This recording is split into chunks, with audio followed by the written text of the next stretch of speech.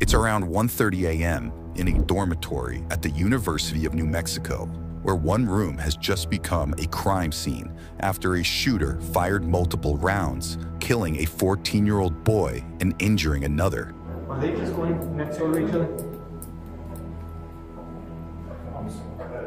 I thought we better go one side. Yeah, that's what I thought. A group of teenagers are caught on surveillance cameras moments before disaster when witnesses describe hearing gunshots ring out and glass shattering before a heavy police presence arrives on scene. You want it times 2 or times 4? We can do it times 4, yeah, because it'll get us to the next. Oh, there's the kids coming back again. That's 105. Police said the shooting left one teen dead, a 19-year-old suffering from a gunshot wound and another shaken but uninjured. The two left alive, who were allegedly in the room during the incident, flee to a parent's home, where they are caught on a doorbell camera minutes before rushing to the hospital. We have him here with us. Yeah, the bullet grazed his head. So I'm gonna head down to you, but I'm gonna have to take this kid to the hospital. But I'm gonna head. Hours later, police catch up with their suspect, who is about to face a sobering reality. Anyone?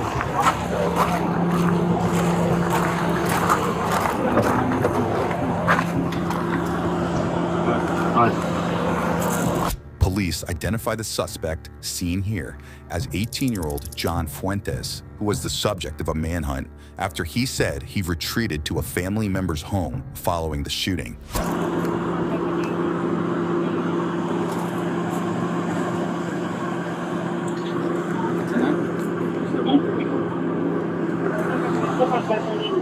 Next, the suspected shooter is taken to a hospital to be treated for injuries of his own. Go sit down.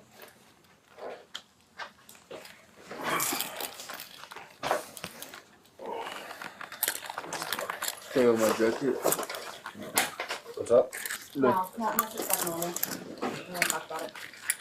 Alright, I'm back here. I'm gonna talk to the officer first and then we'll talk, okay? Alright, let's go on to that officer. So when we got to him, he had cuts on his wrists. He was involved in the shooting at UNM. Okay. So yeah, he has deep cuts. We're thinking it's from him breaking windows Okay. with his fists, and that's how he sliced his arms. Bringing him here because, yeah, EMTs did check him out, Okay. but I saw as he was in the holding cell, he was still bleeding, you know, so I want to make sure that, Good check now. yeah, everything's clean and ready to go. Once clear from the hospital, John is taken to the police station to be processed before detectives arrive to question him. I do open your mouth. You're gonna build the inside of the cheek, okay? And we'll do this.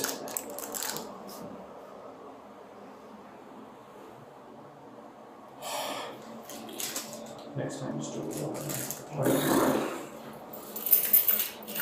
Just so you know, we do have a search warrant for your DNA and the photographs. Cool. Alright. How's it going, man? Thanks, bro. How you doing, man?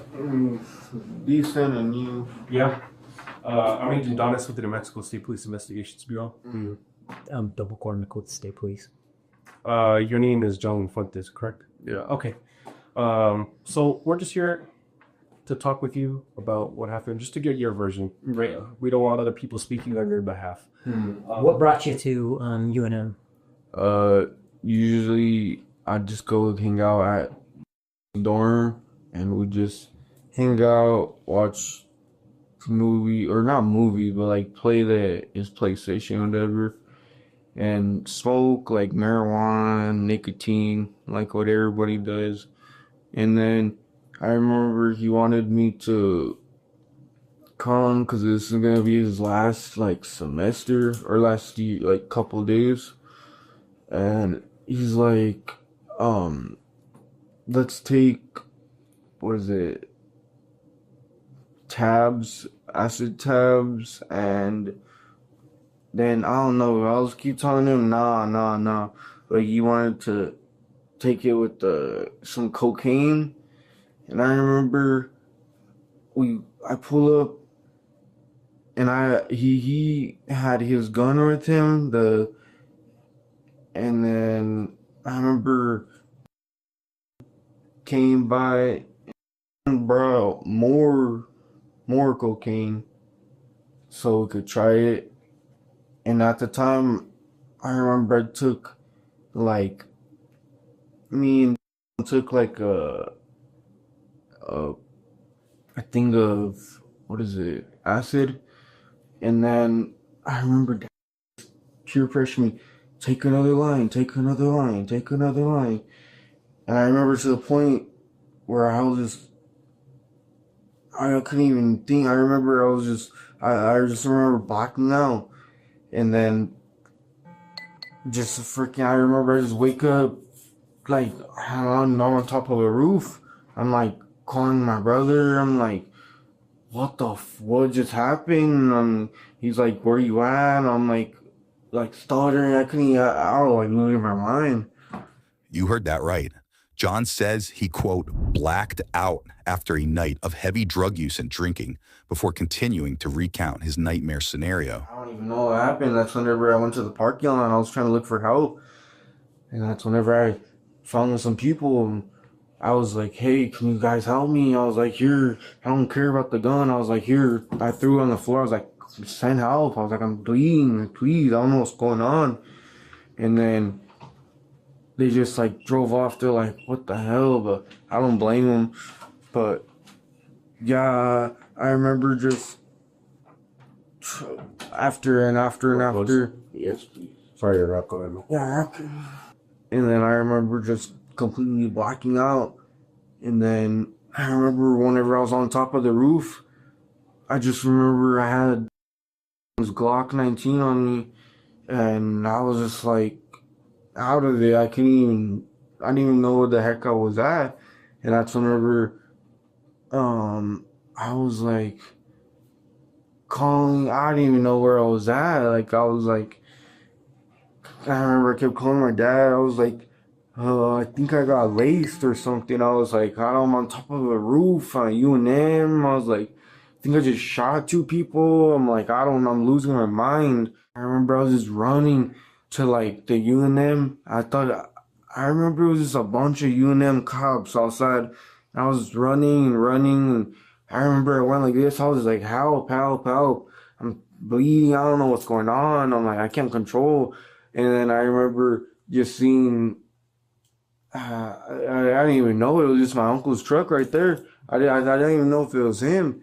And thank God he saved me. He was just like, yeah, hop in. What's going on? Like, he thought I got like trumped, and because I told him, I thought, I don't know, there's something in the cocaine, or I don't know. Because he just, what I kind of remember is just glass breaking. I remember, and just full sprint running, just out of breath, going,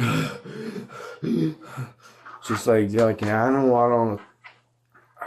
John tells investigators he remembered running and holding a gun before he was picked up and ushered away from the scene. But next, investigators want to know how he learned the outcome of the attack. And then I remember my mom went to go like peep out the scene, and then she tells me the whole news is there, and that she looked on the news and one's injured and one's deceased. And that's when I just started losing my mind. I was like,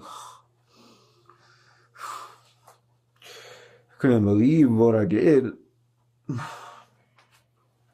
Just like Rambo, jumping out, and then just like, I remember I looked in my pants and I had a 19, and then that's whenever I went to the parking lot near my car, and I was like literally just looking for any cop I could find to help me, like help.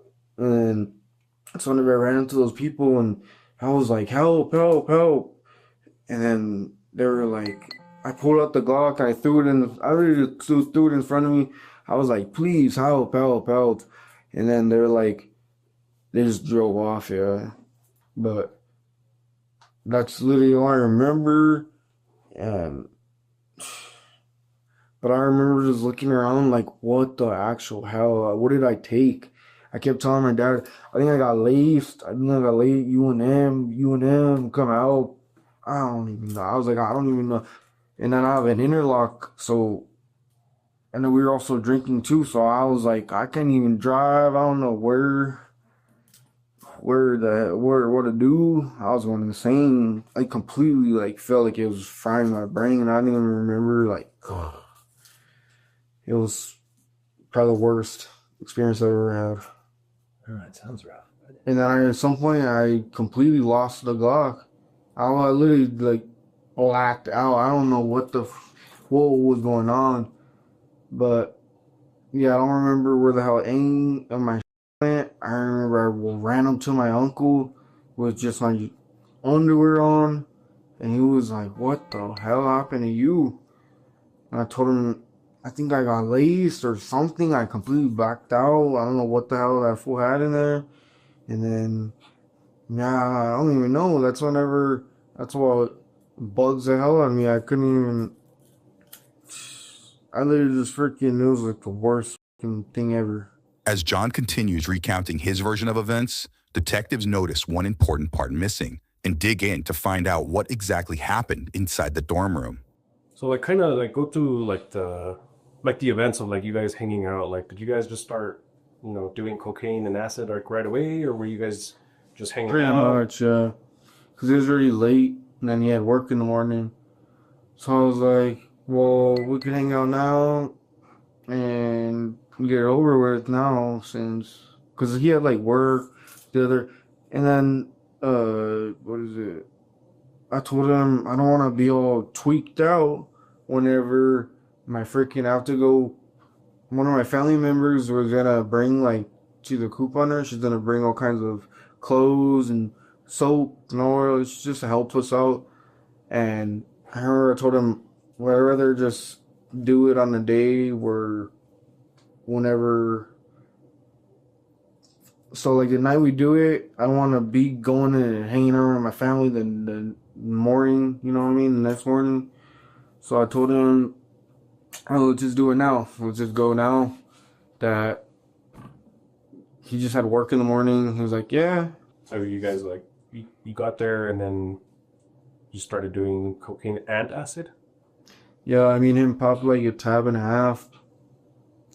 And then I remember after that, he just like, let's do a line, let's do a bump. Was that in his room or in one of your cars? And I was in his dorm. His dorm, okay. At a certain point,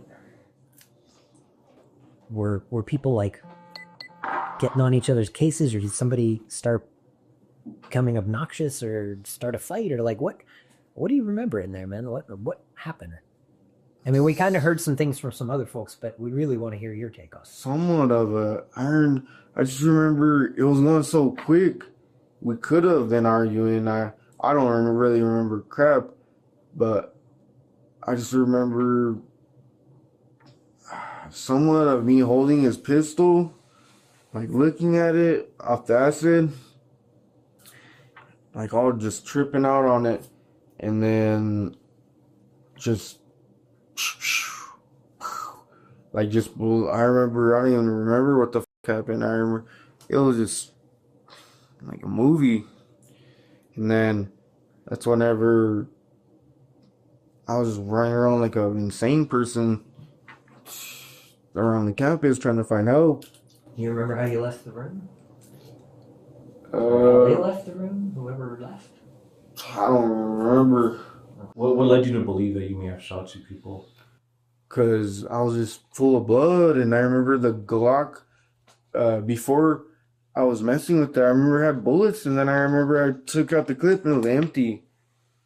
And I was like just bleeding, and I just thought I shot myself because there's this big ass welt right here. So I remember my ears were ringing, so I definitely knew something was up. I don't know.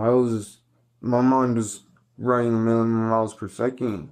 Because I just remember, like, I didn't even know if it was me who shot or them, but I remember just loud noises, running, and I remember I laid down under a bush, and I checked the clip, and it was empty, and I was like, oh, bro, like if I thought someone was gonna kill me, I was like,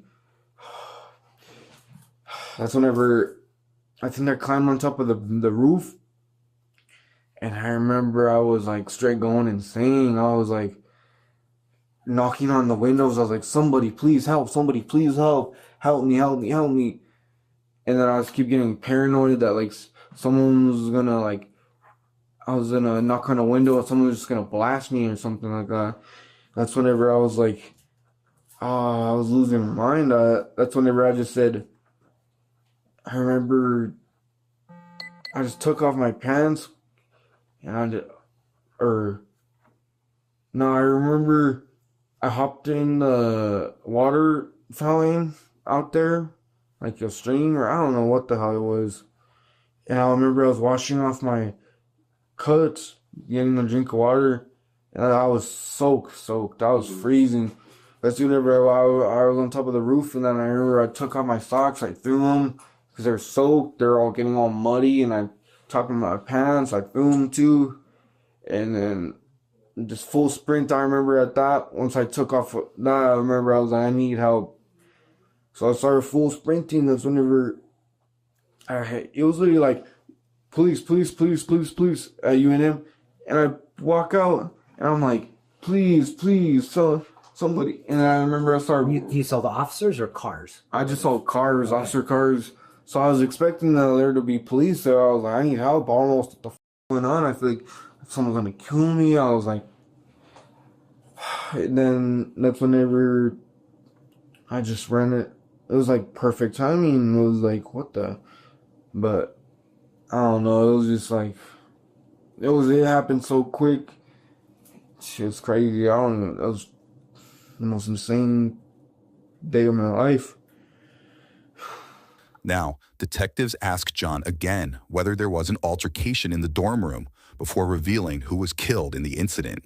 We were watching, I don't know, it's hard to say. We could have been arguing. I mean, that's why I was almost like, you could ask what is it? His little brother or something. But I don't know, we could have been. I just remember completely blacking out. I don't even remember just running in full speed. What's his little brother like? Does he talk to you, or what's he? I don't know. I don't think his little brother's doing any of the coke though. That's the thing. Or I think he did some. I don't know.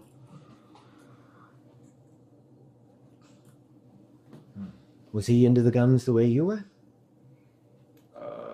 I mean, everybody was. It sounds like. Yeah. Or was he not? Like Pretty much everybody was. So you don't ever like recall at all, like ever actually shooting a gun at any point in time? I could have, but I'm not 100% sure. That's why I can't say. Mm-hmm. But I'm pretty sure I did, because I don't mean, who else would? It literally said on the news that one's injured, one's deceased. So I'm pretty sure I did. Mm-hmm. I just don't remember what the. Do you know who's injured or who's deceased? No, I don't. Well, What would you guess? I'm pretty sure deceased. One's injured. Pretty sure. What leads you to what leads you to think that like them versus somebody else, or why one's dead and the other one's injured? Because his brother wasn't really in the way. His brother was just kind of out there. But they're both, I mean, every time we hang out, they're right there. And I don't think I would have shot his little brother. His little brother was always just out of the way. He's not really, he kind of just like the side character. How do you feel about that? Horrible. I remember I was literally going insane in my room, like crying, and I didn't know what to do because my brain was still off the acid. I was like, I can't go to them now. I can't turn myself in. I was like, I need to wait till I get sober or something. I was like, I was literally going insane, and I remember I was like, I couldn't handle it. And that's whenever my grandma was just like, I'm gonna just spend the last time with you, get you something to eat, try to chill you out, try to detox your mind, and then we go turn yourself in. 'Cause at some point, I told her I'm gonna have to. I was like, either if I don't turn myself in, they're gonna find me. I was like, there ain't no doubt about that. So do you want us to tell you who was injured? yeah, I mean, I'm asking. Do you want to know? yeah. Okay. So the little brother, he's 14 and he's dead. What? And then injured, but not seriously. It's not. What? I must have blocked. Oh, what the fuck? I'm sorry.